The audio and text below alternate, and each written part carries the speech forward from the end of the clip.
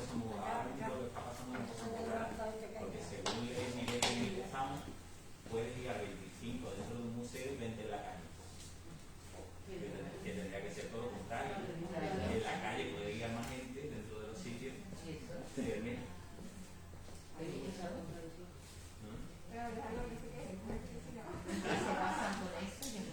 No queremos que ya en septiembre por tu día esté todo. Están abiertos pero a medio gas.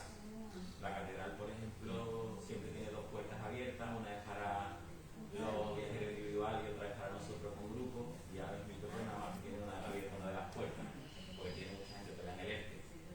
Entonces todo el mundo tiene que entrar por el mismo sitio. Después dentro de los monumentos tienes que seguir un recorrido fijo, no puedes hacer como antes, que puedes meter por una sala o por otra. Ahora todo tiene que pasar por la misma ruta. Entonces, la catedral, por ejemplo, lo primero que tienes que hacer si quieres visitarla es la giralda.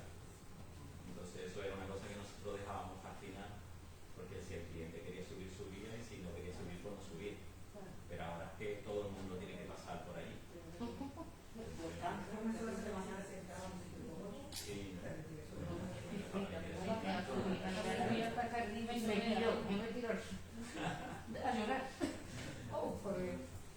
después, aunque parezca que hemos estado en pandemia, los monumentos han subido las entradas.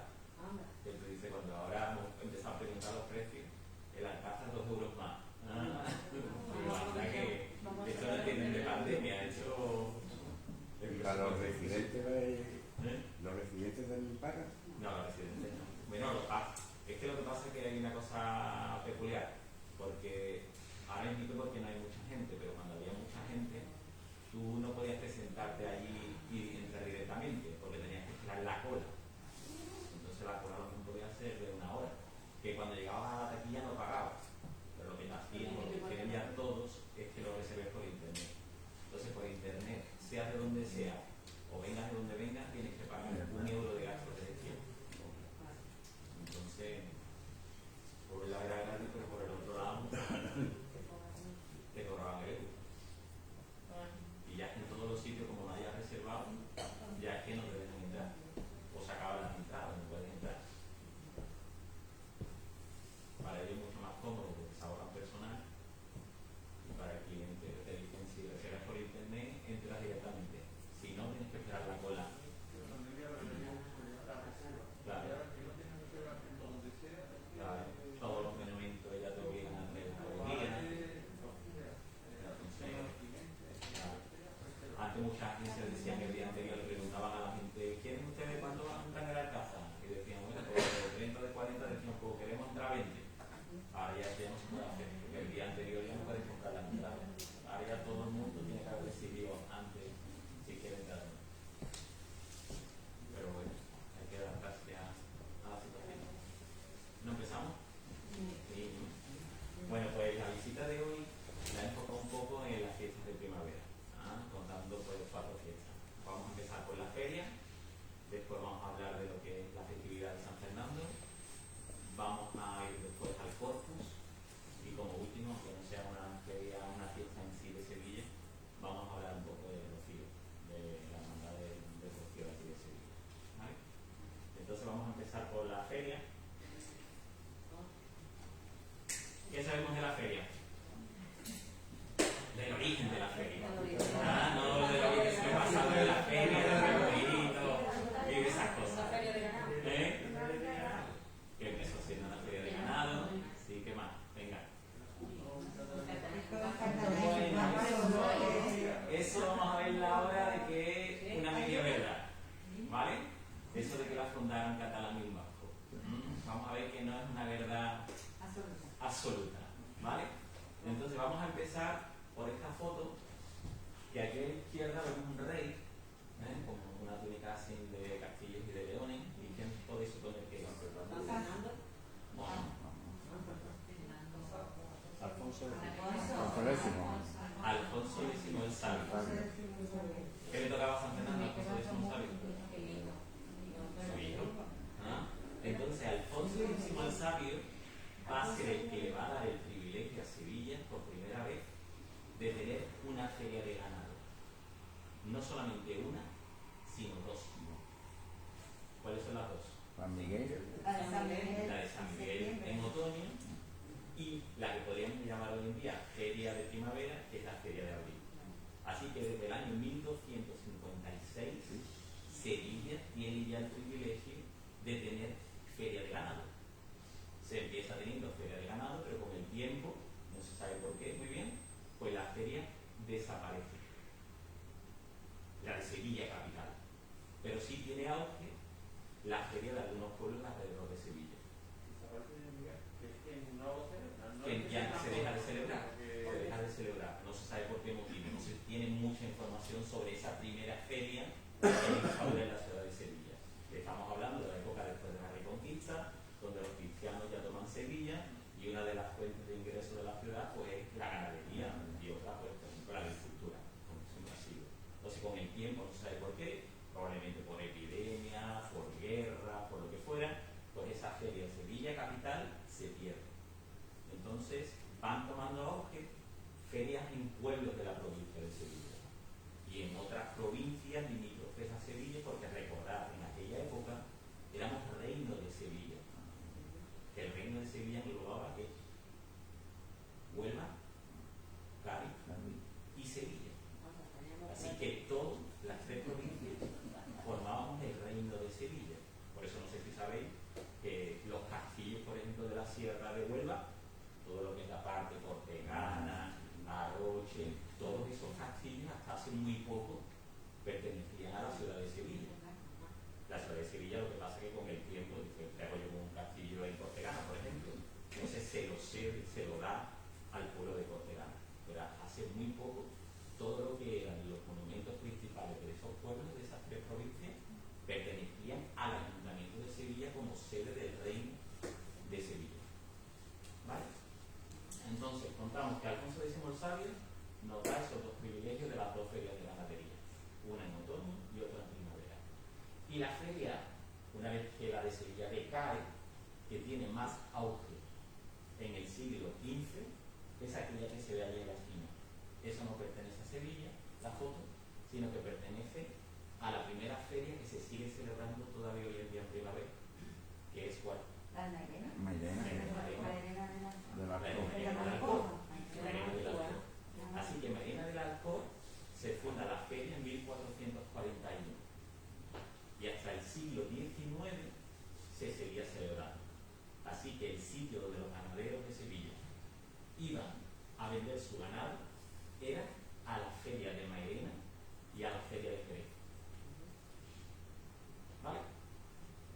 Entonces en 1846 pasa una cosa. Los ganaderos cuando iban a una feria, ¿qué crees que necesitaban?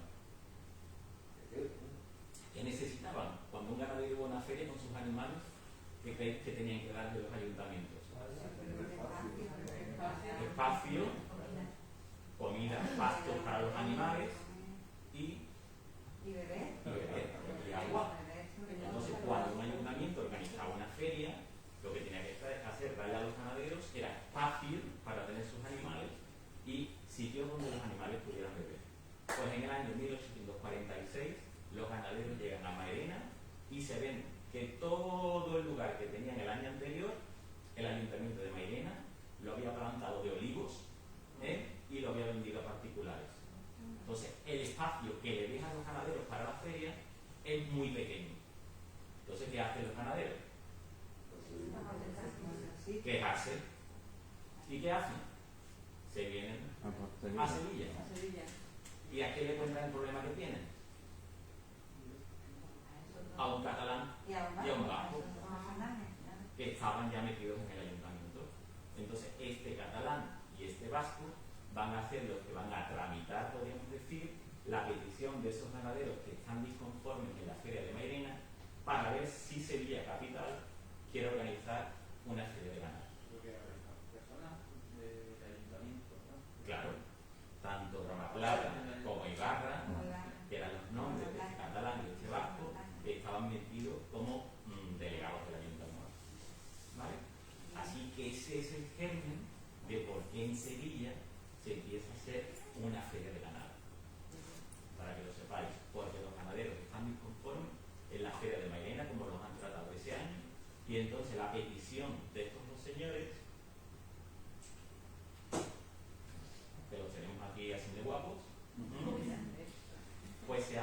agosto de 1846.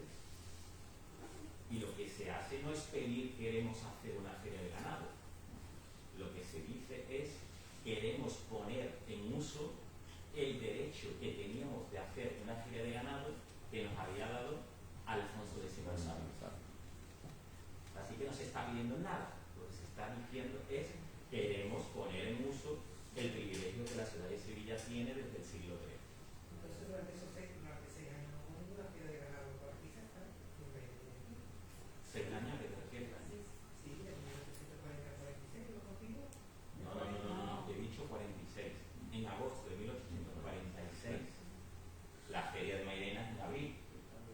Claro, entonces ellos hacen la petición a estos dos señores y en agosto del mismo año ellos son los que le piden a la reina, porque era un privilegio real, a Isabel II, que le conceda el poner en uso esa feria de ganado.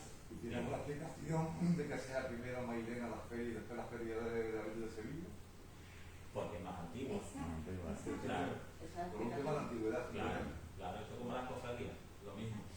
¿Ah? Entonces Mairena lo que reivindicaba es yo soy más antigua que tú, y claro, al año siguiente, cuando seguimos la cronología un poco, se pide en agosto y la reina contesta dando el ok en marzo del año 47. Sin embargo, por lo que tú acabas de comentar no es así, ¿no? Porque normalmente las ferias de ganado primero se hacen en Sevilla, después por lo que fuera se suspende y se van a Mairena, es lo que acabas de decir. Pero pasa No, mucho al revés. Claro, pero pasa muchísimo tiempo. ¿Sabes lo que te quiero decir? El rey Alfonso X iba dando privilegios de feria de ganado a casi todos los pueblos importantes, porque tú tienes que ver que era una forma de reactivar la economía del lugar. Entonces no solamente teníamos nosotros feria de ganado, tenían feria de ganado en muchísimos sitios más. Ya lo que pasa es que dependiendo cómo trataran a los ganaderos, probablemente el ganadero volviera al año siguiente o no volviera. Esto es como si tú haces la feria del SICAP y el SICAP trata muy mal al que trae sus caballos, pues probablemente al año siguiente no viene. Si lo tratas muy bien, pues volverá, y también dependerá mucho del negocio que hagas, porque una feria dependía si el ganadero volvía o no, principalmente de lo que hubiese hecho de negocio, ¿entiendes? Entonces fijaros que la reina da el ok en marzo y el 18 de abril del 47 ya tenemos la feria montada. Así que lo que hoy no se puede montar en 2 meses o en 3, en el año 47 se montó en un mes aproximadamente. Entonces estos señores, vamos a hablar un poquito de ellos, ¿no? De este señor es Ibarra, José María Ibarra, y este señor es Narciso Bonaparte. Ibarra venía de Bilbao, había nacido en Bilbao y venía de una familia bastante adinerada. Su padre, por ejemplo, era el que había creado el Banco Vizcaya. ¿Os acordáis antiguamente que era Bilbao Vizcaya? Pues su padre es el que funda el Banco Vizcaya. También los altos hornos, ¿no? Lo que son la industria de hierro y de metal. Entonces, su padre lo manda a estudiar a Madrid, se mete en Madrid en cosas políticas. Cuando ya termina de estudiar se vuelve a Bilbao, pero el padre no le gustaba mucho la situación política que había allí y lo que hace es mandarlo a visitar a los clientes de su padre por toda España. Y uno de los sitios donde viene a parar es aquí a Sevilla. Aquí en Sevilla se enamora, se casa y se queda aquí. Y entonces aquí en Sevilla monta pues varias empresas y una de ellas, por ejemplo, fue montar una empresa con un velero que te llevara de Sevilla a Bilbao. La línea de velero Sevilla-Bilbao la monta este señor que tenemos aquí. ¿Vale? Se mete en política corriendo y 2 años más tarde de haber llegado a Sevilla, el 43 llega, el 45 ya está metido en el ayuntamiento. Llega a ser teniente de alcalde en el 45. Así que por eso los ganaderos se han ido a hablar con él para que les gestione la queja. Llega a ser presidente de la Diputación y en los años 70 es alcalde de Sevilla. Llega alcalde, finalmente. Y el otro señor, pues nace en Barcelona, también de familia adinerada. La familia del señor Bonaparte pues, se dedicaba a lo que era el tema del tejido, del hilo, de las telas, y se casa con una cantante parisina. La familia no está muy de acuerdo con lo que ha hecho y se marcha también a Madrid.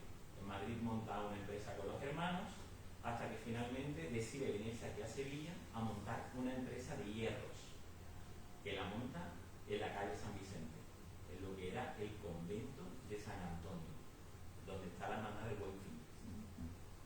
Entonces monta ahí en ese lugar, era un convento, llega la desamortización, el Estado le quita a la iglesia el convento y entonces se lo vende al señor Bonaplata. Y él es el que crea, él es el que vende el hierro para hacer el puente de Triana. Así que se muere aquí en Sevilla y lo entierran en el cementerio de San Fernando y después lo pasan al hospital de San Lázaro.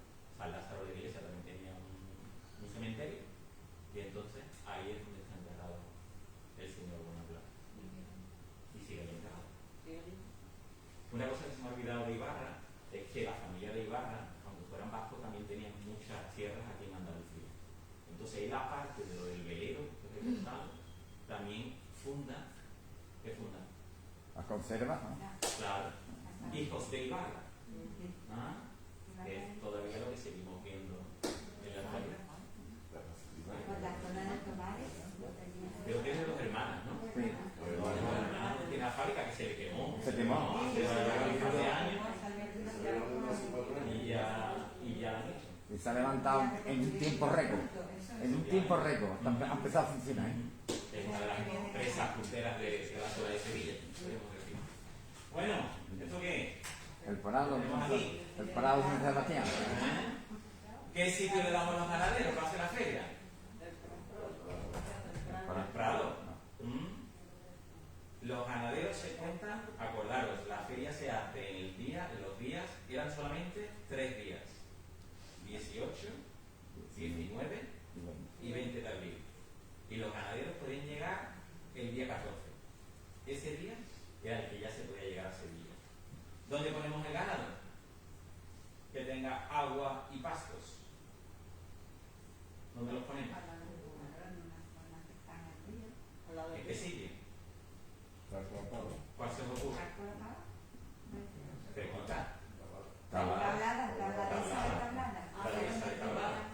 Entonces ahí se le dice a los ganaderos que es donde pueden llegar y poner sus animales. Que tienen pastos y tienen agua porque tienen el río al lado. Entonces se dice que fue un éxito, que vinieron muchísimos ganaderos de toda la provincia, de Aral, de Carmona, de Écija. Y entonces el día 17, un día antes de que comenzara la feria, se hace un campeonato de animales, como una feria de animales, ¿no? Y se hace en la Plaza de Toros. Entonces ahí se daba unos premios por el Ayuntamiento de Sevilla. Mejor caballo, mejor yegua, mejor toro semental, mejor buey y mejores carneros. Mejores carneros por cebase, por los más bonitos, y mejores carneros por la mejor lana. Así que allí el día 17, ya en la Plaza de Toros, se hizo un pedazo de fiesta con música, con baile, para dar los premios de los mejores animales que vinieron a la feria. ¿Pero la plaza de toro actual o había otra plaza de No, toro? el actual. Ya está. El actual. Pero vamos a ver después que el actual no estaba terminado. Vamos a verlo ahora. Corrida de toros. La corrida de toros se planificó para el día 23, pero como todo era un poco muy precipitado, al final se acabó haciendo el día 18, el día que empezaba la feria. Y también se planearon carreras de caballos, tipos a la de San Lucas, pero eso al final no se acabó de nunca de hacer, no sé si se lo claro. Entonces, el día 18, pues ya los ganaderos podían traer sus animales aquí al Prado, y el Prado era una zona extramuros, fuera de la muralla, y que había servido desde el siglo XV prácticamente. ¿Sabéis para qué servía el Prado? Cementerio. Cementerio, y también para justiciar a los juzgados por la Inquisición. Los autos de fe en Sevilla siempre se hacían en la Plaza San Francisco. Entonces, una vez que se había decidido que esa persona era culpable, se le ponía un San Benito. ¿Sabéis lo que es el San Benito? Se le ponía como una especie de capirote, y ahora se le ponía como un escapulario con la condena que tenía. Y se le llevaba al Prado de San Sebastián, donde ahí estaban montadas las pilas. ¿Qué es una pira? Una hoguera, porque Una no. hoguera. Una hoguera se ponía de eso que se ve en las películas, que pone como una montaña de madera con la cruz, y ahí pues era donde se quemaban a los ajusticiados por la Inquisición. También se dice que era una zona de prostitución. Las prostitutas que no podían estar en las mancerías en Sevilla, que la mancería, ¿os acordáis? Que estaba en la parte de la Arenal, en Molviedro, las que estaban enfermas o las que tenían problemas, pues el ayuntamiento las sacaba de la mancería y les decía que se buscara la vida. Entonces la que no podía estar a la mancería, donde se venía, era aquí al Prado. Entonces, cuando los animales estaban aquí, pues había que darle agua. ¿De dónde sacamos el agua aquí? ¿Del tagarete? Claro, efectivamente, del tagarete. Y se crean dos abrevaderos, como vamos a ver después. Uno se hace a la altura del Cid y otro se hace en San Bernardo. ¿Vale? Fijaros, al principio, estas fotos posteriores, la mayor parte de las fotos que vamos a ver son de finales del siglo XIX. Anteriormente, los ganaderos no había casetas. Los ganaderos montaban como una especie de tiendas de campaña y ahí era donde se quedaban a dormir. Un sombrajo. Uno se efectivamente. Al principio todo era súper básico, ¿no? Como se ve aquí, esta foto ya es posterior, es de finales del siglo XIX, y ya podemos ver que hay tiendas mejor montadas. Se cuenta que la primera feria lo que hubo fue 19 tiendas. 19 tiendas. Aquí, por ejemplo, tenéis el abrevadero que os he contado a la altura del Cid, que se construye especialmente para darle de beber a los animales, para la feria. ¿Por qué se sabe que esta foto, por ejemplo, es tardía? Por la pasarela. Porque ahí vemos la pasarela. Entonces la pasarela es de finales del siglo XIX, principios del siglo XX. Ahora después vamos a ver la pasarela. Pero os digo para que vayáis viendo de qué época más o menos son las fotos. Aquí tendríamos un mapa de lo que sería la feria a finales del siglo XIX. ¿Vale? Un mapa de lo que es la zona donde se sitúa. Fijaros, calle San Fernando. ¿Esto qué sería? La pasarela, ¿no? La pasarela todavía no estaba, la pasarela estaría aquí. Aquí. Pero aquí lo que tenemos es la puerta de San Fernando de la muralla, que es la última que se va a tirar. ¿Vale? Esto de aquí serían los jardines de Murillo, ¿vale? Aquí pone Paseo del Pino, lo que sería Catalina de Rivera, y aquí estaban los puestos que vendían los juguetes, todo lo que era la ropa, todo lo que eran las avellanas, todo lo que eran los turrones, todo lo que hoy en día podríamos ver, ¿no? Y aquí en esta zona de las granadillas, de aquí, Y las cavernas, Antonio, las las cavernas. cavernas, sí, también las cavernas, que no hablaba de ellas. Lo que pasa es que las cavernas, ahora os voy a contar una cosa. Entonces las cavernas también estaban aquí, no solamente estaban en este sitio, ¿vale? Dependiendo de la persona que fuera a la feria, iba a un sitio o iba a otro, ¿vale? Entonces aquí estaba todo lo que es la parte de las buñoleras, que las buñoleras llegan 2 años más tarde de la inauguración de la feria, en el año 49, y aquí pues tenemos toda la parte de San Bernardo, con la fábrica de artillería, y aquí pues tenemos, se llamaba entonces Juzgado, la calle Juzgado, y aquí tenemos un café. Así para que os hagáis una idea de lo que es la zona de la feria. Muy importante para recordar lo que es la feria o el principio de la feria son los viajeros románticos. No sé si os acordáis cuando estuvimos en la Casa del Ver, que vimos muchos de los cuadros del romanticismo, los cuadros regionalistas, se pone muy de moda. Os fui contando que en Inglaterra está ya lo que es la revolución industrial. En toda Europa se va cambiando todo lo que son las ciudades y los pueblos. Entonces los viajeros románticos, ¿dónde vienen? A donde está todavía lo auténtico. ¿Y lo auténtico dónde está? Está en el norte de África, está en Asia y está en el sur de Europa, en concreto en España. Porque nosotros seguimos conservando los toreros, seguimos conservando los flamencos, seguimos conservando pues la cigarrera. Entonces eso hace que los viajeros románticos se fijen sobre todo en el sur de España. ¿Qué va a hacer eso? Que va a hacer que nos dé una gran literatura con muchos libros de aquella época hablando de todo eso, y también en el arte pues vamos a tener muchas pinturas, que como esta, mirad la puerta de San Fernando y fijaros que esas serían las primeras pinturas sobre la feria, que lo que se ven son tiendas de campaña. Y aquí tenemos lo que son las buñoleras, las casetas de las buñoleras. Lo que he dicho que en un principio hubo aproximadamente unas 19. Los personajes de la feria. ¿Ah? Los ganaderos. ¿Ah? La mayor parte de ellos eran gitanos, gente de clase baja, y que si os fijáis, pues no venían ellos solos, se venían con toda la familia. Entonces viajaban como si fuesen de feria en feria, como las de las atracciones hoy en día, que van yendo de un sitio a otro. Los turroneros, ellos tenéis sentaditos. Ahí está en la taberna. Claro, eso es lo que os quería decir. Eso es lo nuestro, ¿no? Entonces, si os fijáis, pues ya están aquí sentaditos haciendo sus tratos, que es de lo que se trata al fin y al cabo la feria. Aquí, si os fijáis también en la foto, se ve la pasarela. Fijaros que todos tienen su sombrero, ¿eh? La primera silla, no estar aquí, ¿no? Fijaros en las condiciones de la silla. Está dormida. Ahora aquí, Ya está dormida. con todo lo que traían, ¿no? Cuando iban arreglando la silla de ayer. Claro. Aquí que vemos, pues esta es una vista más cercana de la puerta de San Fernando, y aquí fijaros el pedazo de tienda en comparación con la que hemos visto antes, los cutres que eran, tipo sombrajo, como hemos dicho antes, y esta ya se ve de una categoría. Ese era el edificio de lo que hoy es la caseta de los Ibarra. Entonces, el tema, fijaros un tema muy interesante. Las ferias de ganado en otros sitios eran eminentemente populares, era principalmente para el pueblo llano.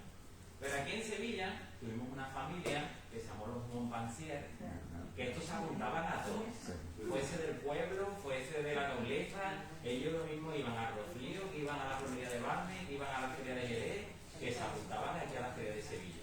Entonces se dice que el duque de Montpensier, si os acordáis, era de origen francés, entonces él se pelea, estamos hablando de 1848, al año siguiente de la inauguración. El año siguiente de la inauguración de la feria, el segundo año, ponen la feria el lunes santo, el martes santo y el miércoles santo, coincidiendo con Semana Santa. Porque no variaban las fechas. Claro, porque las fechas siempre eran las mismas.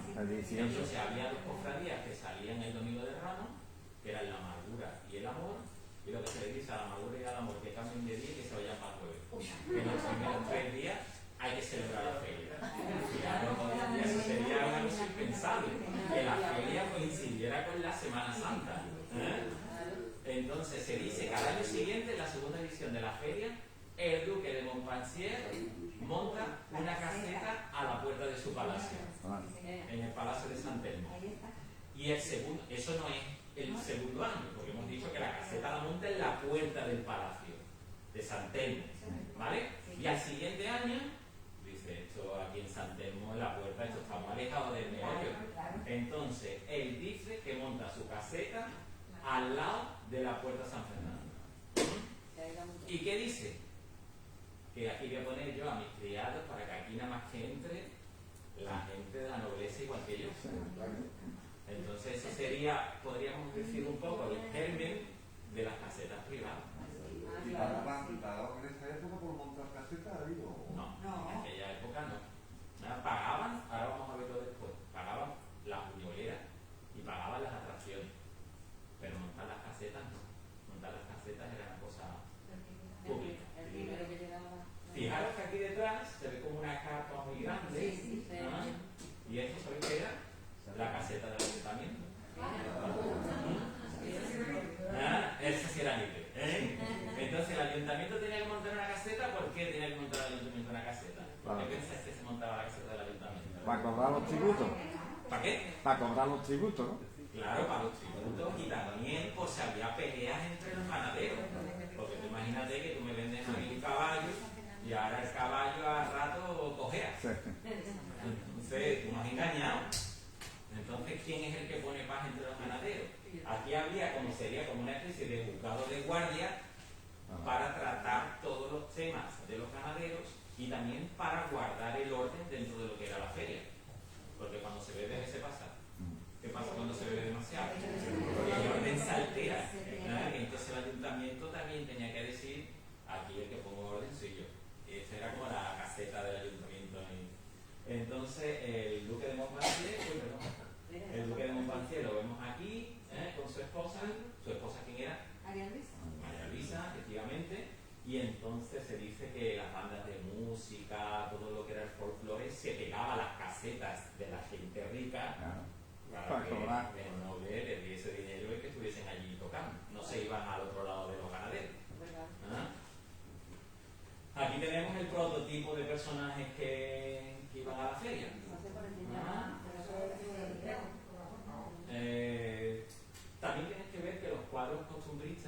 son un poco idílicos.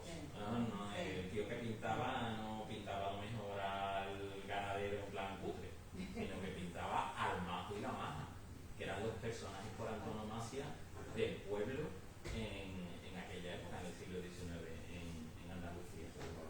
Entonces, fijaros los trajes que van pareciéndose cada vez más a lo que sería nuestro traje de flamenca.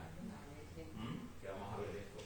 Fijaros ya las casetas, las casetas tienen un color y se parecen mucho a las de hoy en día. Las pañoletas. Y lo mismo que hemos visto, que la nobleza se pega a la feria, pues el pueblo puro y duro más bajo monta sus fiestas también, empezando, por ejemplo, estamos hablando de Triana. En Triana, ¿dónde se montaban las fiestas? Pues en los patios de las casas. Entonces, el germen, podríamos decir, de los bailes que se van bailando en las ferias, pues tienen su origen en los patios de Triana. ¿Vale? Entonces, la nuestra va a ser una feria, si llama la atención por algo, es porque se van a juntar las clases sociales. Que eso era lo que maravillaba a todo el que venía. Que tanto el noble está en la feria, como el de la clase más baja, también están en la feria. Entonces, el paso fundamental ahí, creo que fue que el Montiel se fue ahí. Claro. Si no, no hubiese sido lo que... Porque en otros sitios la nobleza no iba a las ferias de ganado. Pero como esta gente se apuntaban a todo, y tenemos que darle muchas gracias a él por muchísimas cosas. La Semana Santa pertenecen a la cofradía, el puente de Triana se hace gracias a ellos, el puente de Triana es una copia de un puente como París. Entonces él es el que influye para que todas estas cosas vayan pasando. Y él le da igual que la feria fuese del pueblo, él también participa de la feria. Entonces, ¿qué pasa? Que si la hermana de la reina va a la feria, los otros nobles también vamos a la feria. Entonces, por eso la nuestra es tan mezcla de clases sociales, ¿vale? Entonces, en un principio, los gitanos que están en Triana organizan sus fiestas, ¿y qué va pasando? Que a los nobles les va gustando el arte de los gitanos, el cachondeo también. Entonces, ¿qué hacen los nobles? Que si yo voy a organizar una fiesta en mi casa, o traigo a los gitanos para que actúen en mi casa. Entonces, eso hace que también la nobleza se vaya mezclando con el pueblo mariano. Y también después se crean lo que son los cafés cantantes, que es como cuando hablamos el otro día de la Semana Santa, que veíamos el café este que había allí, la campana, tan famoso. El flamenco sale de lo que es el barrio de Triana para que todo el mundo lo vaya conociendo, y eso es muy importante. Aquí tenemos un cuadro, el cuadro flamenco. Este es el prototipo de cuadro que contrataban los nobles para que fuesen a sus palacios a actuar. Fijaros también en los trajes, las poses. Os digo que las fotos que son reales son casi todas de... Las primeras son de finales del siglo XIX. ¿Vale? Las poses son totales, igual, cosas que no cambian. Una de las cosas importantes que también se le añade a la vestimenta de estos personajes son, mientras que la nobleza llevaba la mantilla, la clase baja llevaba los mantoncillos, que sería tanto de adorno como de para cubrirse del frío. ¿Qué tenemos ahí? La Plaza del Toro. La Plaza del Toro, lo que pasa es que todavía no está terminada. Así es como se celebra la corrida que os he dicho antes en 1847. La plaza, la mitad era de madera. En un principio, en el siglo XV o el siglo XVI, todas las fiestas que se hacían en Sevilla, ¿dónde se celebraban? La Plaza de San Francisco. Entonces, casi todos los juegos de toros, que casi todas las festividades de las ciudades se celebraban con juegos de toros, se celebraban en las plazas principales, como sigue pasando, yo sé, en Chinchón o en los pueblos de Castilla y León, pues se sigue utilizando las plazas de los pueblos para hacer, se cerraban las plazas y entonces eso servía como plaza de toros. Entonces la primera plaza de toros que tuvimos en Sevilla se hace en el Monte del Baratillo. El Monte del Baratillo, ¿sabéis dónde es? La calle Adrián. Claro, la calle Adrián. La calle Adrián. ¿Y sabéis por qué se llama Baratillo?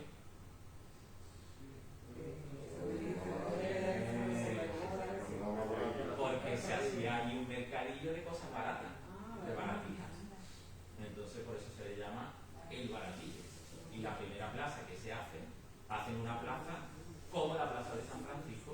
rectangular. Pero se dan cuenta de que cuando el toro te mete en una esquina, pues te sale. Entonces, cuando se empieza a hacer en el siglo XVIII las plazas de toros circulares, y en este caso, por la mitad de la plaza se había hecho en madera, la plaza se había hecho en madera, pero están viendo que la madera, pues, con el tiempo se deteriora. Pero la maestranza no es circular, ¿no? Es ovalada. La maestranza no tiene un espacio para ella sola. La maestranza se va adaptando a todo lo que es el caserío que tiene alrededor. No es una plaza diáfana. Entonces había nobles que, por ejemplo, decían, no, esta casa es mía, esta casa no se tira. Entonces tú te tienes que ir adaptando al espacio que tienes.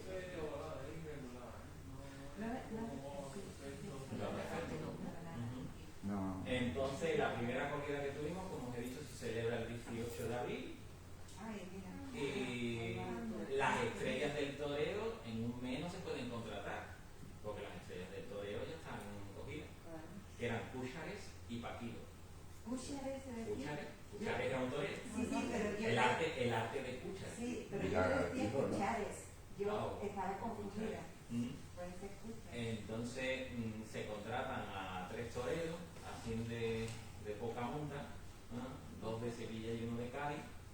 Se dice que uno de Sevilla era un poco borrachín, se sabe, y el otro se dice que era un poquillo, el de Cádiz era un poquillo payaso y que estaba un poco fuera de forma. Pero la corrida se hizo con 8 toros, no con 6, sino con 8. Y la gente se lo pasó muy bien, ¿no? Dice la crónica. Entonces ese es el germen, podemos decir, del ciclo de la feria de toros, del ciclo de corridas de toros en la feria. No pasa nada. ¿Aquí qué tenemos? Calle San Fernando. Calle San Fernando. Está de finales también del siglo XIX, aproximadamente. ¿Qué os llama la atención de la foto? La tranvía. El tranvía. De mula. El tranvía aquí, de finales del siglo XIX, ya es eléctrico. ¿Ya es eléctrico? Porque antes los tranvías, ¿sabéis cómo se llamaban? Tranvías de sangre. Tranvías de sangre. Porque está tirado por animales. Porque estaba tirado por animales, efectivamente. ¿Y qué os llama la atención de la calle? No, Eoliza. Que ha hecho aquí.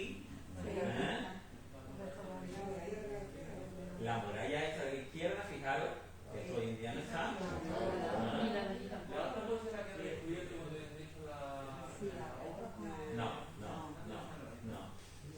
No está el Alfonso XIII. ¿Os acordáis lo que había en ese lugar por el Alfonso XIII? Un teatro que se llama Lava. ¿Acordáis que lo dijimos la otra vez? Y lo que llama la atención, muchísimo la atención, es que la calle es muy estrecha. Entonces la calle, a principios del siglo XX, sufre un ensanche, se echa para atrás el muro de la fábrica de tabaco y la calle pues se ensancha. Y aquí ya está tirada la puerta que se tira en 1869 de San Fernando. Efectivamente. Aquí sigue estando el juzgado de la fiesta que hemos hablado antes de los ganaderos y aquí sigue estando la caseta del ayuntamiento. La vista de la calle San Fernando decorada para la feria. Se le ponen esos arcos que se ven ahí con esas bombillas, que en aquella época también había electricidad, las bombillas eran de gas.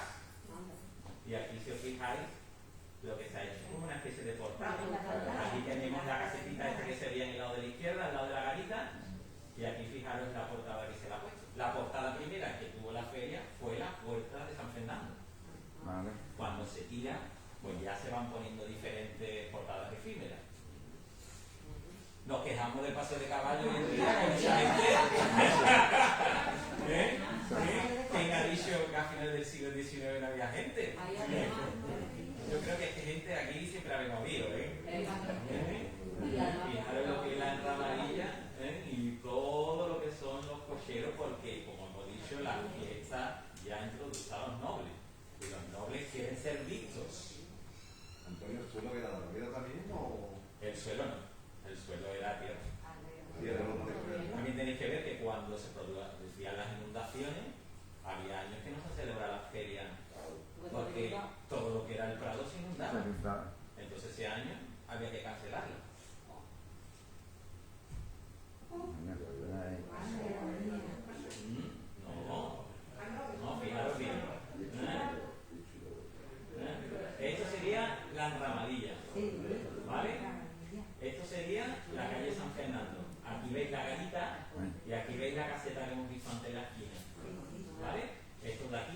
así y esto es medio triangular. La puerta no está, Y el Oriza quedaría el Oriza quedaría aquí, Y la fuente estos de son los Sevilla. jardines de Murillo y esto es una farola. Es una farola.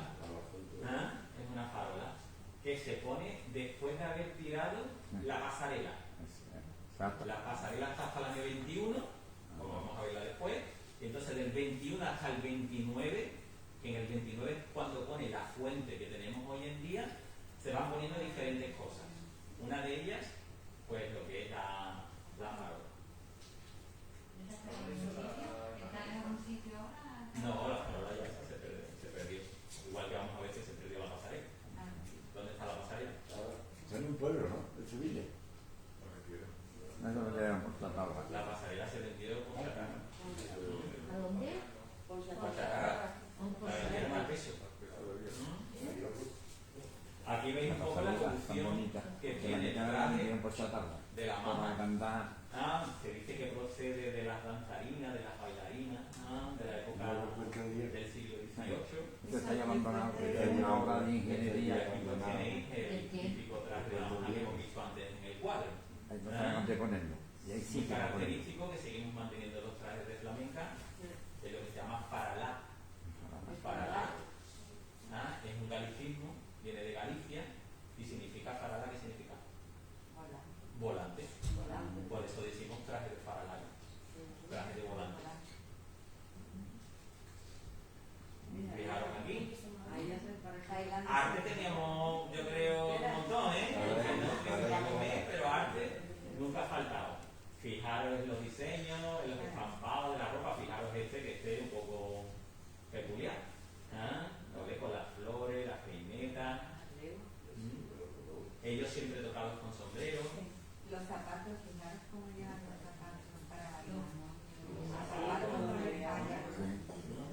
los mantillos, los Eso no mantoncillos. tiene que estar. ¿La sevillana de dónde viene? Sí, bien sujeto. La sevillana se dice que es como una evolución de la seguidilla. La seguidilla de la época del siglo XVI, XVII era una seguidilla más castellana y se dice, claro, en cada sitio el flamenco ha ido, los palos del flamenco han ido evolucionando de una manera diferente. Entonces, pues aquí lo que se cantaba para las ferias y para las fiestas eran seguidillas. Seguidillas que eran trocitos muy pequeños. Hasta los años 1960,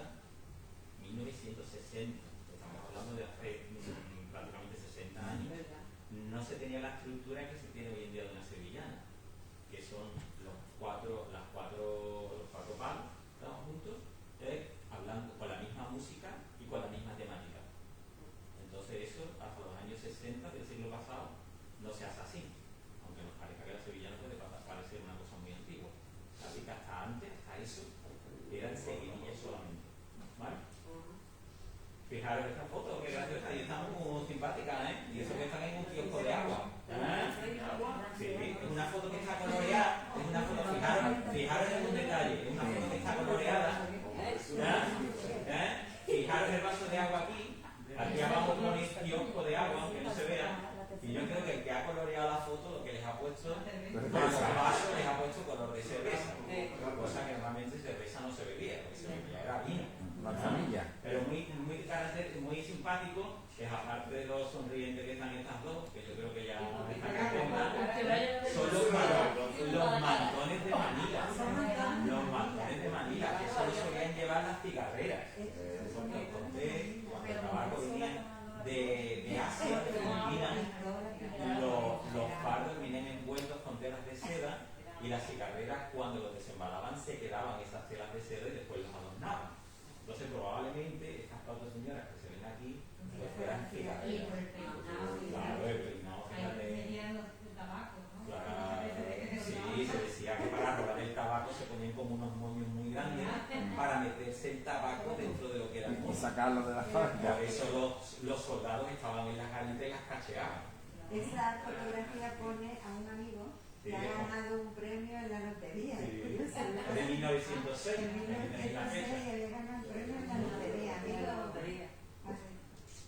Aquí tenéis ya otro de los cuadros también de principios del siglo XX. De hecho, en este caso, por ejemplo, se ve que es como una especie de cruz de mayo, ¿no? Pero para que veáis también Sorolla, Carmen,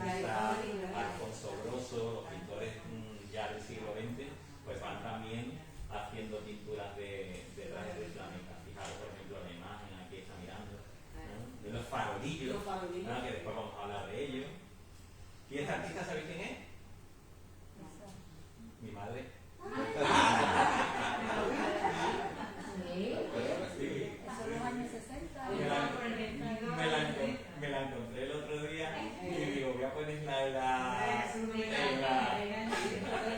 eso puede ser de los años 60, eso aproximadamente. Claro, los vestidos van evolucionando, una época se llevan más cortos, otras veces se llevan más largos. Y en eso, eso es en la puerta de mi abuelo, de la tienda de mi abuelo. Mi abuelo tenía una tienda en la calle San Luis. Eso es la esquina de la calle San Luis con la calle Rayán. Hoy en día es una tienda de una panadería alemana. Era una quincalla. A mí me gusta mucho esa palabra. Una quincalla. Era una mesería. Era lo que se vendía. Aunque parecía un chino, porque realmente en la quincalla no solamente vendía. Mi madre me contaba que la cabalgata de Reyes pasaba por delante de la puerta de mi abuelo. Entonces, porque la cabalgata antes iba al hospicio, y el hospicio está al lado de la iglesia de San Luis. Entonces los reyes se bajaban en el hospicio, veían a los niños, como hoy en día cuando van al hospital, y después ya seguían para la Macarena. Entonces mi abuelo también vendía juguetes, mi madre me decía que ponía la escalera en la puerta de la tienda y allí se subían todos los hijos con los paraguas y allí cogían los caramelos de los reyes. Aquí tenemos una imagen variada, una especie de collage. Estos son de los años 30. Entonces los años 30 es una época muy convulsa, porque es cuando va a estallar la República en el año 31. Entonces se dice que la República estalló también por abril, creo, en el 31, y entonces estalló prácticamente... 14 de abril. Claro, antes de la feria una semana. Entonces se dice que el ayuntamiento en una semana cambió todo lo que fue el decorado de la feria para poner las banderas republicanas. Entonces esto es esta época, del año 30. Fijaros aquí que las casetas ya se van pareciendo, ya aquí se ha creado una uniformidad en las casetas, aunque por norma no se va a hacer hasta los años 80, hasta 1983, no está reglamentado. A partir de los años aproximadamente de finales del siglo XIX, principios del XX, es cuando ya se crea la fisonomía de las casetas como se ven ahora. Personajes famosos también en la feria.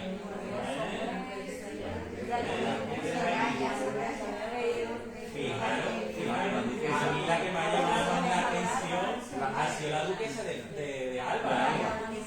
La duquesa de Alba y está hecha un bombón, súper guapa,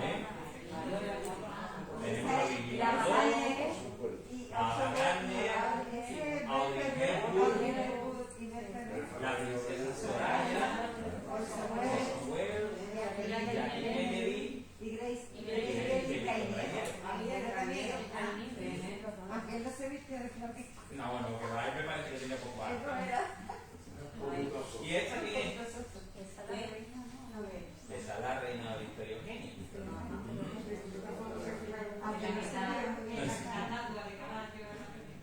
No. Esa es doña María de las Mercedes. Esta es la reina Victoria Eugenia, que era la mujer de Alfonso XIII. Efectivamente. Entonces se dice que ella viene a la feria. Y ella viene a la feria con su caballo. Esto es de principios del siglo XX, en la foto esta. Entonces, le habían contado que había una caseta muy famosa que se llamaba el 77, que pertenecía a un grupo de amigos. Entonces se cuenta que la gente quitó las vallas de la caseta para que la reina pudiera entrar hasta dentro de la caseta con su caballo. La reina ni se bajó del caballo, y se ve aquí, pues dándole una copita de vino y ofreciéndole unas aceitunas. Esto es, bueno, está saliendo de la caseta, si te fijas.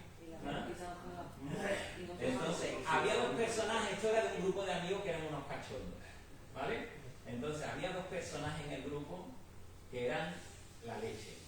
Uno se le apodaba el Marqués de las Cabriolas y otro era el Conde de las Natillas. Entonces, la reina le pregunta al Marqués de las Cabriolas, ¿y su título qué es? De la Mancha. Y le dice el otro, no, Alteza, el mío es de bola. Por el título que estaba hablando como si fuese de los quesos. Entonces el hombre le pregunta, ¿el tuyo que es de la Mancha? Y le dice, no, Alteza, el mío es de bola. Aquí tenemos al grupito de la caseta, del 77. Este es el Marqués, este es el Conde de las Natillas, y aquí tenemos a Manolete. Todo el que pasaba famoso por la feria quería pasar con la caseta del 77. Se cuenta que este del Marqués de las Cabriolas, Pone la 77 este del Marqués de las Cabriolas era un cachondo y entonces trabajaba en un bazar y le encantaban los toros. Y tanto que se metió a torero. Entonces se puso de nombre artístico el Niño del Bazar. Y él es del bazar. Y entonces se fue a América, hacia las Américas, a torear las Américas. Y estuvo en Uruguay, y allí en Uruguay, el carnaval es muy famoso, el carnaval de Uruguay dice que se parece mucho al de Cádiz. Se disfrazó de Luis XIV. Y entonces allí fue donde le pusieron el mote por el disfraz del Marqués de las Cabriolas. ¿Vale? Y el otro, el gordito, era el jefe del obrador de la campana, de la confitería de la campana. Por eso era el conde de las nativas. Entonces tenían hecho un grupo, aparte de la feria, que se llamaba el grupo El Manicomio. Imaginaron lo mismo te organizaban una procesión de burros que daban un donativo al hogar de San Fernando. Entonces ellos en su caseta editaban hasta lo que era un folleto con cosas graciosas que les había pasado durante todo el año. ¿Vale? Mira este. Es el que trabajaba la caseta. Dentro de la caseta, como cogían unas camas tan grandes, los del 77, tenían hasta literas, para que se sintiera mal. Oye, eso es una buena idea, que se sintiera mal, que se echara un ratito. Entonces, un borracho en el dialecto gitano se llama un kurda. Los kurdas. Por eso lo leí aquí abajo. Litera número 3, una de sus señores literas para los kurdas. No he logrado descifrar qué es lo que pone aquí, pero aquí abajo se ve amoníaco. Entonces he puesto en el Google kurda y amoníaco, y eso sale por primera vez en una obra de teatro de Valle Inclán. Y era porque cuando alguien tenía una papa muy gorda, lo que hacían era ponerle amoníaco en la nariz para que se le quitaba todo el momento. Entonces supongo que el letrero iría relacionado con eso.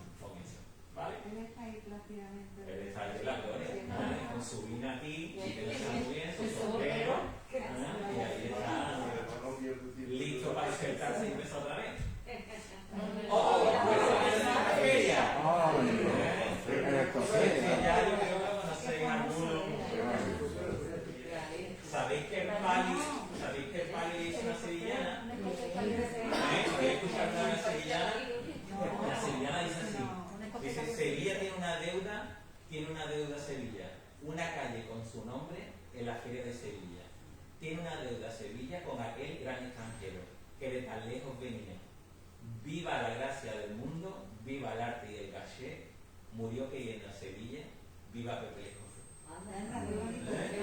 Entonces, este hombre no era escocés, este hombre era francés y se llamaba Oliver, nació en Versalles. Y entonces, porque él tenía mucha relación con Bretaña, con la parte francesa de Bretaña, y en Bretaña tiene muchas reminiscencias celtas, como nos puede pasar a nosotros con Galicia. Entonces le encantaba a todos los escoceses. Entonces, en el año 57 creo que fue, pues se le aparece por la feria a este señor con 2 metros que medía, así desligado, con su bastón, su boina con la pluma, sus zapatos de villa que parecía que había salido de una cofradía, y se dice que era un tío súper cachondo, súper simpático. Todo el mundo lo quería tener en su caseta, y fue muy... ¿Tú lo has visto? Sí, ¿no? Además, él se consideraba como el embajador más importante fuera de Sevilla de nuestra feria. Era pintor, y entonces decía que su inspiración para sus cuadros pues le venía de cuando él estaba aquí en la feria. Se carteaba con el alcalde, y también se dice que él hacía su donativo a lo que era el hogar San Fernando cuando terminaba la feria. Estuvo viniendo 10 años. 10 años. De Francia, era de Versalles. Tenía también familia en Holanda, pero no tenía que ver nada con Escocia. Bueno, aquí tenéis ya un poco el prototipo de caseta que va apareciendo al principio. Si os fijáis, va siendo muy... En un principio, la primera feria solamente tuvo 19 casetas. Y prácticamente 10 años más tarde había aproximadamente entre bares, entre tabernas, buñoleras y tiendas para los ganaderos unas 230. Así que aquello... Pero sería finalmente privada. Aparte de la de Mococa. Claro, había muy pocas. Los nobles se ponían en la calle San Fernando. El pueblo, los ganaderos, en el Prado. Aquí ya se ve algo más parecido a lo que tenemos hoy en día, por la parte de las buñoleras. Y esto, por ejemplo, se ve muy bien. Aquí veis, pues, Los perones. las señoras que hacían los buñuelos, que eran casi todas brevitas. Esta no se ve muy bien, pero aquí lo que pone aquí arriba es la incomparable o inconfundible buñolería del Salvador. Había una buñolería en El Salvador, Se te la da. entonces también ponían casetas en la feria. Y aquí en esta de aquí de al lado pone hay menudo y caracoles. Así que en la feria se comía un poco de todo. Menudo, caracoles, buñuelos, vino de Valdepeña, cazalla. Entonces era como una especie de... Aquí ya tenemos las casetas, lo que va... Está en el mercantil, ¿no? Está en el mercantil. ¿Qué bien? ¿Has visto? Sí, por favor, para que se escuche. Bueno, esta es la caseta del mercantil. El mercantil empezó montando la caseta casi a finales del siglo XIX. Era una caseta pues provisional y a principios ya del siglo XX pues tuvo una caseta de obra. Entonces, casi en 1902 pues se pone de moda por el mercantil, lo pone de moda la feria, que es casetas temáticas. El primer año hizo una caseta con una temática japonesa y el segundo año, que es este de aquí, hizo una caseta con una temática árabe. Tanto el mercantil como los árabes enteros también tenían casetas y se cuenta que ese año hicieron una caseta representando un cortillo. Entonces tuvieron mucho éxito, mucha fama. Esta de aquí es del Labrador. Esta de aquí es del Labrador. Esta del año 29. Hablando del Prado, ¿no? Hablando del Prado. El Prado no se mueve hasta el 73. Hasta el 73 no se cambia los remedios. ¿Y eso estaba justo en el Prado o estaba en una calle? Estaba justamente ya en el Prado. Había una caseta de... Quiero recordar de que durante todo el año había una edificación del Prado que siempre permanecía. Claro, porque había algunas casetas que eran permanentes. Claro, eso pasa ya a principios del siglo XX, cuando salen este tipo de casetas. Ya estas casetas no se quitaban, sino que había algunas que eran permanentes y algunas incluso tenían 2 plantas. Efectivamente. Esta es la del ayuntamiento. La caseta del ayuntamiento ya en el Prado. En sí. Fijaros que son casetas muy bonitas, muy agradables. Antonio, la del Labrador está en el club de campo. Claro. Está allí montada igual, ¿eh? La trasladaron y no se perdió. Esa caseta La también. caseta, los carteles, el primer cartel que tuvimos de fiestas de primavera, lo donó García Ramos en el año 1890. Lo hizo García Ramos. Sí, García Ramos hizo el cartel y lo dona al ayuntamiento. Es la primera constancia que tenemos de un cartel de fiestas de primavera. Como lo seguimos teniendo. Ahí la llama Semana Santa y Feria de Abril. Claro. Sevilla, no la llama fiestas de primavera. Y fijaros que la cofradía hace referencia al Santo Entierro. ¿Sabéis quién es este hombre?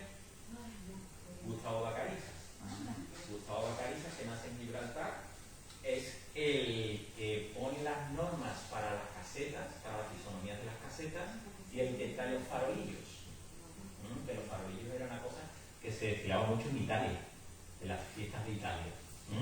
Él también hace el cartel de la exposición iberoamericana y también hace el cartel del centenario de la feria. Fijaros, aquí pone 1847 y aquí, aunque no se vea muy bien, pone 1948. Porque en el 47 había habido una inundación, estaba el Prado inundado y no se hizo la feria, porque se contaba antes. Entre la pasarela y la fuente del 29, que es la que tenemos hoy en día, os he dicho, hemos visto antes la farola. ¿Os acordáis? Pues al año siguiente la farola se quita y se monta esta estructura que tenemos aquí, que empieza a llamarse el pabellón central. Entonces esto estaba en el cruce de la Enramadilla. Entonces era como otra especie de portada que tenía la feria para entrar en el Prado.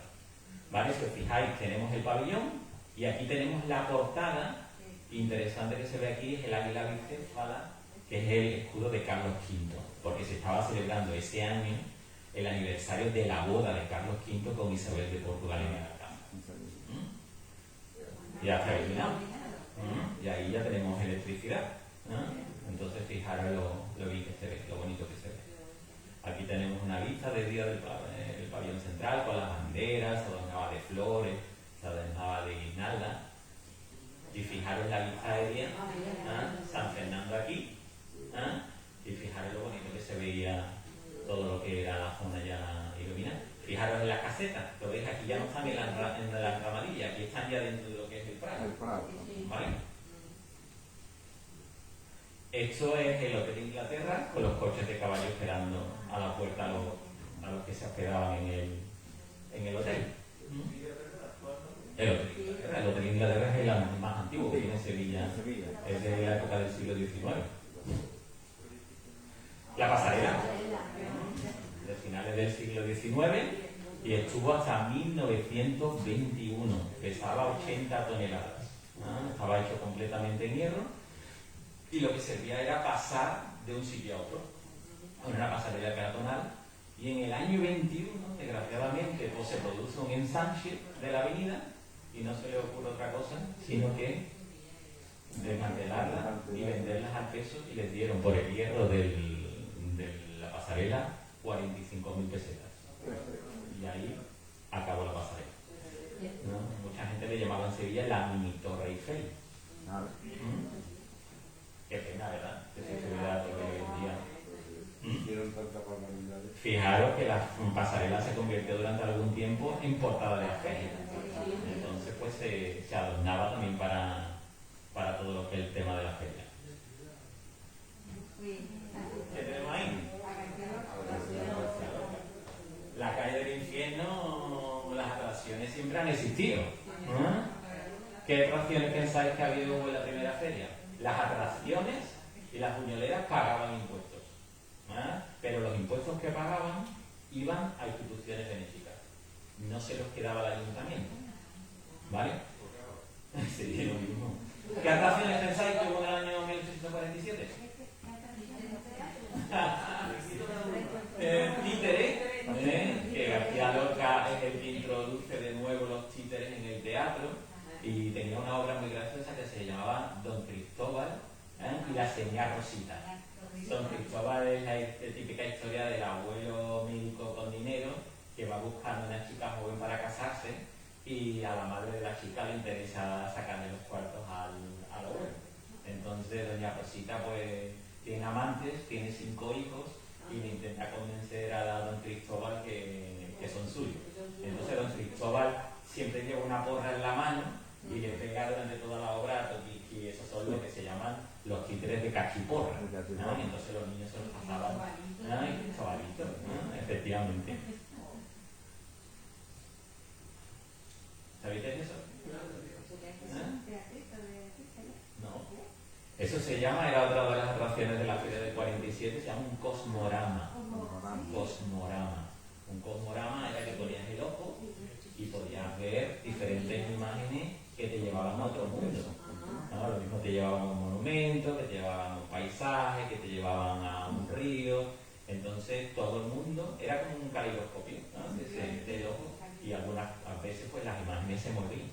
Entonces este es muy pequeño, este no es en Sevilla, por supuesto, es un grabado de otro sitio, pero por ejemplo este solamente tiene sitio para 2, pero en el de Sevilla, por ejemplo, se veía como un círculo muy grande y todo el mundo se ponía alrededor del círculo porque tenía sitio para poner los ojos. No se llamaban olivos ni carruseles, se llamaban los coches, los caballos que dan vueltas.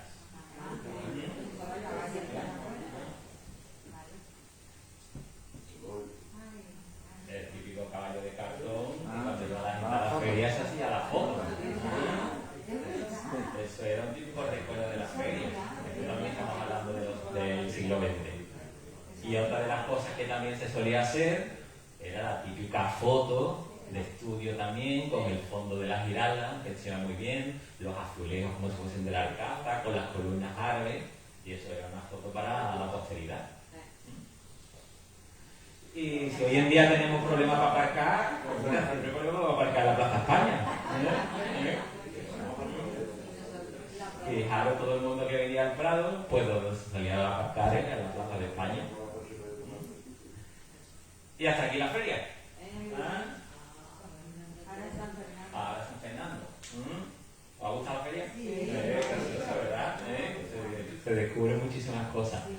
Bueno, pues la tradición de San Fernando, pues es la tradición, la de la espada del 23 de noviembre, que ahora vamos a ver, es la tradición más antigua que se conserva en Sevilla, de 1248. Desde 1248 se sigue celebrando la procesión de la espada. Ahora os voy a contar. ¿Sabéis dónde nació San Fernando? A ver, ¿qué sabemos de San Fernando? Poquito, ¿eh? Está enterrado aquí, poco más, ¿no? Nació en Zamora, en un pueblo muy gracioso. ¿Sabéis cómo se llama el pueblo que nació San Fernando? Peleas de Arriba. Peleas de Arriba. Peleas de Arriba y Peleas de Abajo.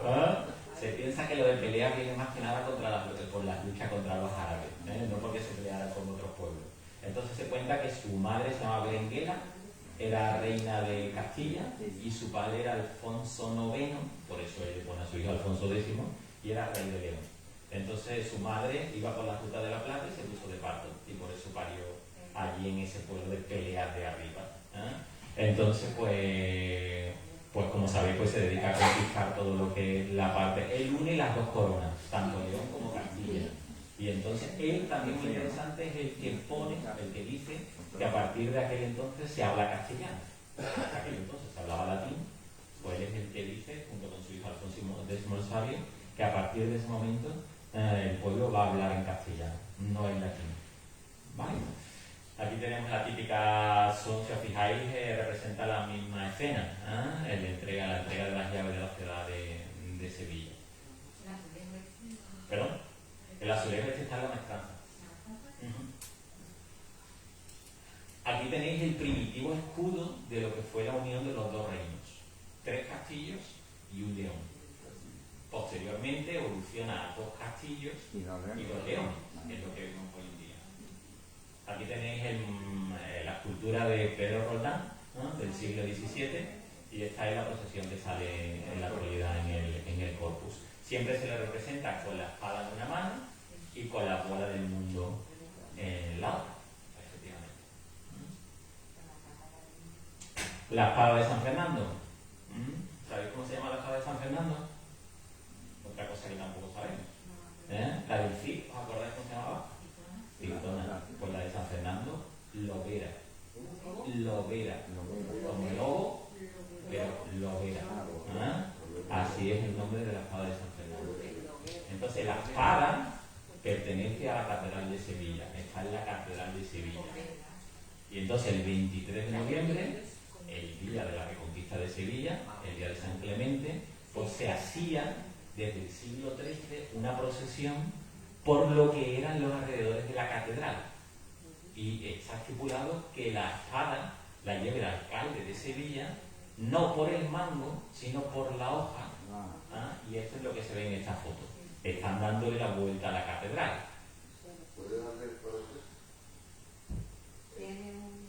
Quiero decir, ¿por qué la punta de la espada del mango es el resto de abajo? Porque tiene una funda. Porque tiene una funda. Una funda. ¿Lo ves? Que es como una pequeña fundita que parte desde aquí.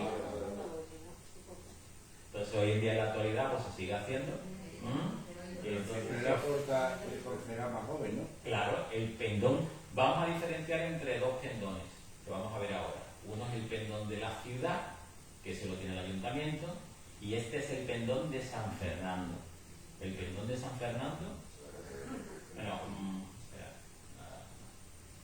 vamos a hablar de... El pendón de San Fernando lo sigue estando en la catedral, el original, pero vamos a ver ahora después la foto. Entonces esto que se ve hoy en día en la procesión es una copia, y lo lleva eso, el concejal más joven del ayuntamiento. Entonces el alcalde, cuando hace la procesión, hace un juramento en la capilla de los Reyes diciendo diciéndole al clero, porque hubo, cuando se dona la espada, hubo una problemática entre el ayuntamiento entre la catedral y la ciudad, a ver de quién era la espada. Entonces finalmente se la queda la catedral, pero el alcalde, como la saca en procesión, el alcalde tiene que hacer un juramento de que la catedral se la da, pero después la tiene que devolver. Esto que tenemos aquí está la catedral. Esto es, perdón. ¿Cuándo se hace eso? 23 de noviembre. 23 de noviembre, todos los años, por la mañana, se sigue haciendo la procesión de la espada de San Fernando. ¿Y ese día, 23 de noviembre, en el convento de San Clemente, no se hace también algo más? Sí, claro. Se celebra el día del patrón del convento. La tumba de San Fernando se abre, ¿cuántas veces? 3 veces. No, 2 días. El día de San Fernando. El día de San Fernando, el 30 de mayo. Ese día. ¿Cuál más? 23 de de noviembre. ¿Y cuál más? Bueno, El 14 de mayo. Porque él es el que funda la sección de artillería del ejército. Entonces, el 14 de mayo, por la fundación de la artillería, ¿no?, del ejército español, también se abre la tumba de San Fernando. Se abre, como sabéis, muy poco tiempo, se abre de 8 de la mañana a 11 aproximadamente. Bueno, lo que iba a decir, esto es la Virgen de las Batallas. La Virgen de las Batallas la llevaba San Fernando en la silla de su caballo, empotrada en lo que era la silla, ¿no?, para que lo protegiera. Aquí se ve también el altar de campaña. Esto es como una especie de tríptico que está lleno de reliquias, de huesitos pequeñitos, ¿no?, y era donde él rezaba, era muy religioso. Y aquí pues tenéis las llaves de la ciudad y del barrio judío. Sevilla tenía 2 murallas, una toda la ciudad y otra el barrio de Santa Cruz. Aquí tenéis un cuadro, esto fue como un concurso que se hizo por el aniversario, y entonces lo ganó un italiano llamado Virgilio Mattoni, ¿no?, lo pinta a finales del siglo XIX, y se cuenta que el rey, cuando fue a morir, pidió realizar una misa, ¿no? Si os fijáis, esto sería la catedral, pero cuando era mezquita, ¿no?, porque si os acordáis, los cristianos no tiraban la mezquita, lo que hacían era reutilizar las mezquitas como iglesia, lo único que hacían era reorientarlas. Entonces por eso se ve todo aquí la decoración desde la antigua mezquita, con la Virgen de las Batallas aquí, y esta de aquí que es toda la familia del rey. Este sería Alfonso X el Sabio, y Fernando tuvo 2 mujeres y tuvo 15 hijos. Con una tuvo 11 y con la otra tuvo 4. No tenía televisión en casa. Aquí tenéis pues lo guapo que están en la actualidad. Y una cosa muy interesante es que la tumba, cuando Alfonso X el Sabio se la construye a su padre, la llena de piedras preciosas.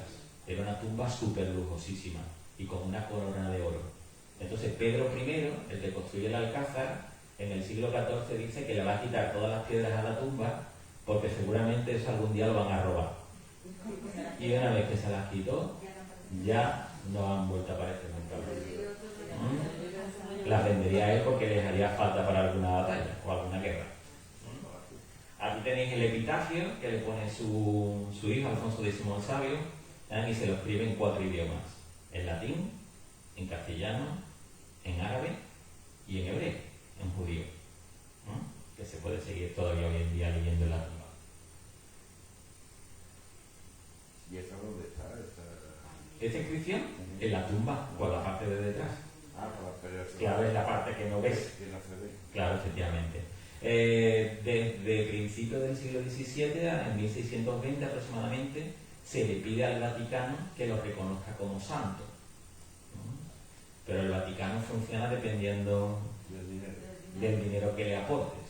Entonces, prácticamente hasta 50 años más tarde, hasta el 71, hasta 1671, el Vaticano no reconoce a San Fernando III, a Fernando III, como santo de la Iglesia Católica. Y él muere el día 30 de mayo y por eso es su festividad ese día. Esto es el pendón de Sevilla, que está en el ayuntamiento, ¿no? Si fijáis, pone Senado, Pueblo de Sevilla. Y esto es el pendón de San Fernando. Este es el original de 1248, ¿no?, de origen francés, la tela. Lo que pasa es que estaba en tan mal estado que han podido salvar un león, y los castillos pues han hecho aquí una especie de collage con ellos de las partes que se han podido salvar. Pero imaginaros cómo era el pendón. El pendón sería, imaginaros, 4 veces el del león, pues sería una bandera enorme. Aquí tenéis un cuadro que lo que conmemora es la primera piedra del monumento de la Plaza Nueva. Aquí tenéis a los duques de Montpensier, a María Luisa y su marido. Esta de aquí es la reina Isabel II con sus hijas, y este que tenemos aquí es el rey Alfonso XII, el alcalde de la ciudad de Sevilla, y el arzobispo de la ciudad. A finales del siglo XIX es cuando se pone el monumento, se derriba el convento de San Francisco, que era lo que estaba en la plaza, y se pone el monumento. Y esto que tenemos aquí es la procesión del Corpus, en la plaza del Salvador, lo que pone ahí arriba. Y este es el abuelo de don Juan Carlos, el padre de doña María de las Mercedes, el infante don Carlos. Entonces siempre el general militar, pues el que lleva en la procesión el pendón de San Fernando. Acabamos con San Fernando. El Corpus, la procesión más famosa de Sevilla en toda la historia. Ni Semana Santa, ni procesiones de gloria. La procesión más imponente y la más lujosa y en la que más dinero se gastaba en toda Sevilla era la procesión del Corpus.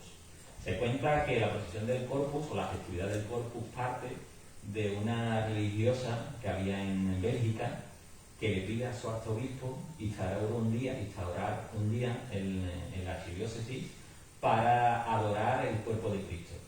Entonces este arzobispo se lo concede y ese es el germen en Bélgica de la adoración del cuerpo de Cristo como Corpus Christi. Posteriormente, otros religiosos de Centro Europa tienen una crisis sobre la transfiguración del pan y el vino como cuerpo y sangre de Cristo y se va al Vaticano a rezarle a la tumba de San Pedro. Entonces, cuando vuelve a su lugar de residencia, está celebrando una misa y se ve como la hostia empieza a emanar sangre. Entonces eso ha llegado a los oídos del Papa y el Papa dice que eso es un milagro, que esta fiesta hay que instaurarla a nivel general para todo el mundo. Entonces en Sevilla llega a principios del siglo XV y en un principio era una fiesta que solamente se hacía con 3 pasos, podríamos decir. Uno son las reliquias que tenía la catedral, otro es un arca donde iba el cuerpo de Cristo, la hostia, y otro es un paso donde se ponía a todos los santos de la Iglesia Católica con Jesucristo y la Virgen María. Entonces, esto es del siglo XVIII, es la primera, un grabado que tenemos, el primer grabado que tenemos sobre la procesión del Corpus en Sevilla, pero esta, si os fijáis, es posterior a eso que os estoy hablando, es del siglo XVII, porque aquí ya se ve, perdona, del siglo XVIII, porque aquí ya se ve la custodia, que la vamos a tener posteriormente. En un principio era un arca solamente con la custodia encima. Fijaros en el detalle del ayuntamiento. ¿Os acordáis cuando vimos las fotos de Semana Santa? Que las fotos de Semana Santa se veía con la arcada del ayuntamiento aquí todavía. Este señor es Juan de Arce. Juan de Arce es al que le encarga la catedral la realización de la custodia, efectivamente, de origen alemán y de familia de plateros. Él deja escrito un libro sobre la descripción de la custodia.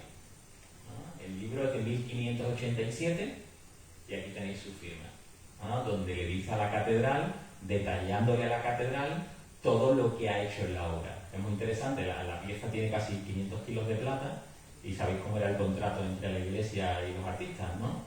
El contrato lo firmaban delante de un peso, con los lingotes de plata en el peso. Los lingotes pesan tanto, cuando traigas la obra tiene que pesar tanto. No se pierda. Efectivamente, que no se pierda nada por el camino. Fijaros que en el documento de 1587 aparece ya Santa Justa y Santa Rufina, que como siempre hemos dicho son las protectoras de la Giralda contra los terremotos. Aquí tenéis la custodia de Arce que él hace y la que se ve hoy en día. Entonces en el siglo XVIII se reforma la custodia y se completa y se cambian algunas cosas. Muy interesante. Aquí, por ejemplo, en el primer piso de la custodia, lo que se ve es una figura de la fe, mientras que aquí, con la remodelación, lo que se le pone es una inmaculada. Y otra de las cosas interesantes, se le pone un pie, si os fijáis, esta tiene una base mucho más grande, esta no tiene la base tan grande, y muy interesante es que aquí lo que tiene rematando la custodia es una cruz, mientras que aquí lo que se pone es la figura de la fe, representando al giraldillo. Cuando se hace la custodia, los que tenían que llevar la custodia, ¿quiénes eran? Los curas. Pero los curas dicen que eso pesa mucho. Ellos no van a llevar eso. No, que eso ellos no lo van a llevar tanto tiempo. ¿Ah? Entonces, ¿qué hacen los curas? Contratar costaleros. Así que los primeros costaleros de los que tenemos constancia, esto es un documento italiano, donde dice que es del Corpus de Sevilla, son del siglo XVII. Esta es una vista de la procesión, ya entrando en la catedral. Fijaros todos los nobles aquí alrededor de la puerta, los militares aquí en esta zona y el pueblo pues aquí puesto en la avenida.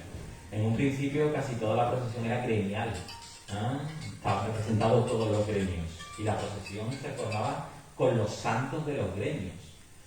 Si era el gremio de guanteros, llevaba San Cristóbal. Si era otro gremio, llevaba su santo. Entonces eso era como estaba formada la procesión del Corpus originalmente. Aquí tenéis una vista de la calle Placentines, donde todo el mundo, fijaros, todo el mundo al paso de la custodia. El recorrido que tiene hoy en día la custodia es del siglo XVI. Se fijan en el siglo XVI, sigue siendo el mismo todavía en la actualidad. La catedral sabemos que tiene desde el siglo XVII un presupuesto por los documentos para comprar plantas aromáticas para ir poniéndolo al paso de lo que es la custodia. Las escolanías que cantaban, el paso, tenemos muchas reliquias en la catedral, pero una de las más famosas es la reliquia de la Santa Espina. Se ve como si fuese una especie de cristalito y se ve como una rajita dentro. Entonces, esta es la de la Santa Espina. Fijaros el edificio, ¿cuál es este? En construcción, ¿no? Es la confitería Filé. Y la procesión del Corpus, antiguamente, con lo que vemos hoy en día, no se parece en nada en absoluto. La procesión del Corpus era de lo más divertido que había en la ciudad de Sevilla. ¿Por qué? Porque tenía gigantes y cabezudos. Los gigantes los vestían los mejores modistas, los mejores sastres de la ciudad de Sevilla. Y la ropa que llevaran los gigantes ese año en el Corpus creaba tendencia de moda para lo que venía después. Gigantes, cabezudos. Fijaros en estos personajes de aquí. Y esto de aquí. Es una especie de arlequín, de payaso. Y fijaros lo que lleva en la mano, ¿vale? En algunos sitios se siguen haciendo todavía en el Corpus los gigantes y los cabezudos. En Toledo, muchos sitios todavía. Fijaros, lleva lo mismo. Eso eran pellejos de animales, pellejos de animales, que iban pegándole a la gente en la cabeza. Entonces esto normalmente lo llevaban ese tipo de personajes que hemos visto antes, como los arlequines, que se llamaban las mojarrillas. Eran niños que le iban pegando a la gente. Mojarrilla viene de una palabra árabe, es el diminutivo de una palabra árabe que con el tiempo, ¿sabéis en qué ha derivado en nuestro vocabulario? En mamarracho. La expresión mamarracho viene a hacer el payaso disfrazado. Pues entonces la palabra mamarracho viene de esa palabra árabe que se llama mojarraj. Entonces los niños siguen participando todavía hoy en el Corpus y iban vestidos de diablillos. Las mojarrillas siempre iban vestidas de diablillos y le iban pegando a la gente. Aquí tenéis la procesión completa. Los gigantes, los cabezudos y la estrella del Corpus era esto, que se llama la tarasca. La tarasca sigue haciendo sin Granada. Entonces, claro, pero originalmente la tarasca era un dragón de varias cabezas que representaba el mal, los pecados. Entonces cuenta la historia que Tarascón es un pueblo de Francia donde Santa Marta, el dragón atemorizaba a todo el mundo, y Santa Marta entonces va a ver al dragón y entonces le hace la señal de la cruz, le echa agua bendita y el dragón misteriosamente se vuelve dócil, y lo lleva de una correa al pueblo para enseñárselo a la gente. Entonces lo pasea por el pueblo. Entonces de ahí viene la tradición de lo que es la tarasca, y aquí arriba tenemos un chiquillo, un muchachito, que es el tarasquillo, que el tarasquillo iba tirándole cosas a la gente desde arriba de la tarasca. Aquí la tenemos de más cerca. Aquí tenemos al otro con la cachiporra. Y esta era nuestra tarasca. De Sevilla. ¿Qué? Que va, nada. Nada se vendió al peso.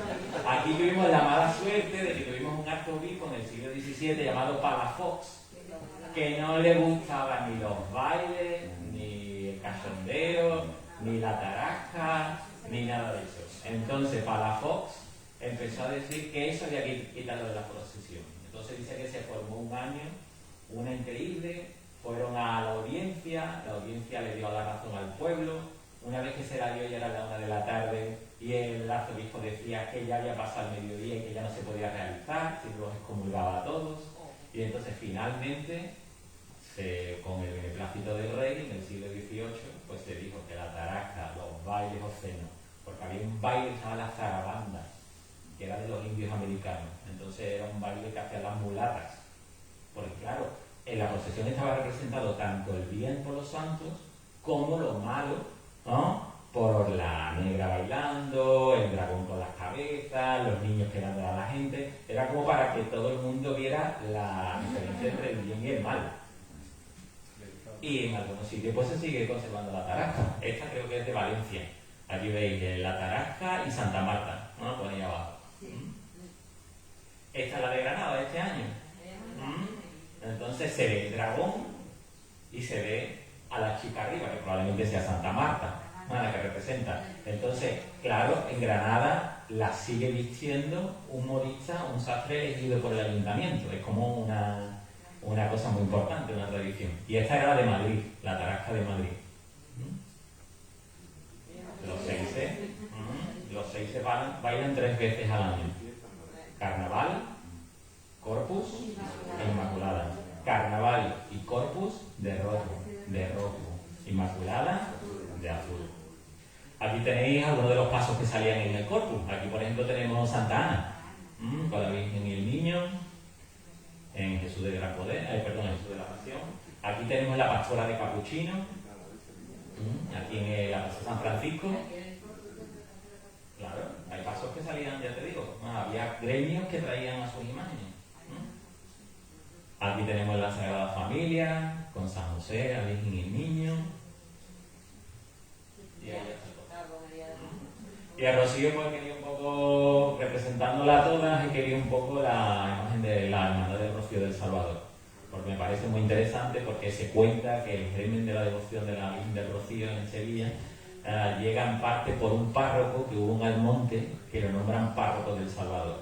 Entonces, por aquella época querían coronar canónicamente a la Virgen del Rocío, y entonces casi todos los actos previos a lo que fue la coronación se hicieron aquí en Sevilla, en El Salvador. Entonces el cura tenía en propiedad este cuadro, y este podríamos decir que es el germen de la devoción de todos los actos que hubo en Sevilla para celebrar la canonización, la coronación canónica de la Virgen en Sevilla.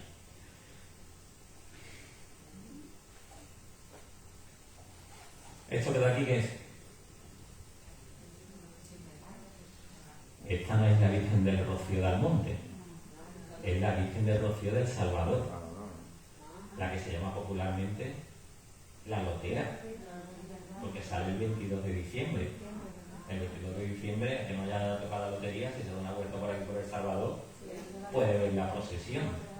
Entonces se cuenta la historia de que había un señor que pertenecía a la hermandad de El Salvador y era muy amigo de otra persona que era médica. Entonces se la llevó al Rocío, el otro no era creyente, y se dice que cuando llegó al Rocío pues le llegó tanto la devoción a la Virgen que cuando volvieron, el amigo, el no creyente, le hizo un regalo de una Virgen del Rocío. Mandó a encargar hacer una talla de la Virgen y se la regaló a su amigo. Entonces, esta talla de la Virgen la tenía ese hombre en su casa.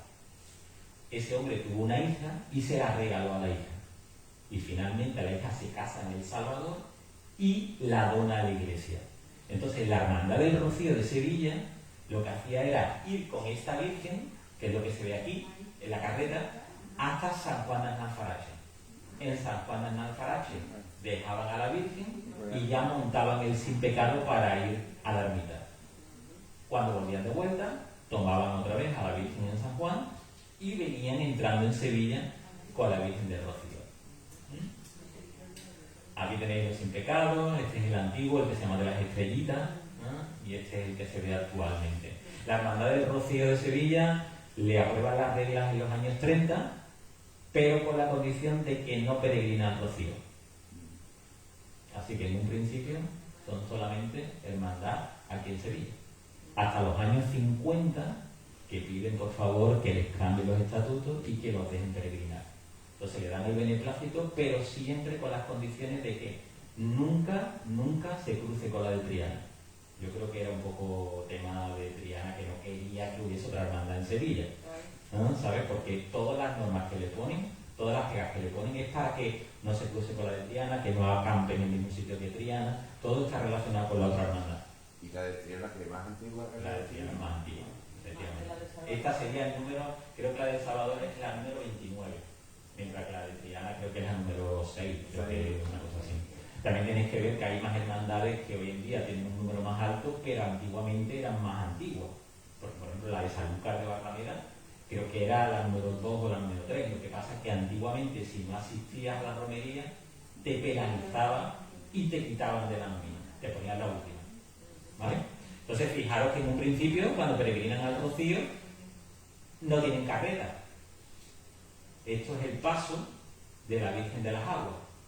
Cuando se va al Salvador, a la derecha, hay una Virgen que se parece mucho a la Virgen de los Reyes. Que es la que se ve porque le pueden dar la vuelta y es la que se puede ver por la calle y llega por la ventana. Entonces, como no tenían carreta, pues le prestaron el paso de la Virgen de los Reyes. Esta es la primera peregrinación que hicieron en los años 50. La Hermandad de la Macarena le regalan una imagen, que es la que la llevan delante de la carreta, y la bendición del Sin Pecado por el Papa cuando vino a Rocío. Y colorín colorado, este cuento se acaba.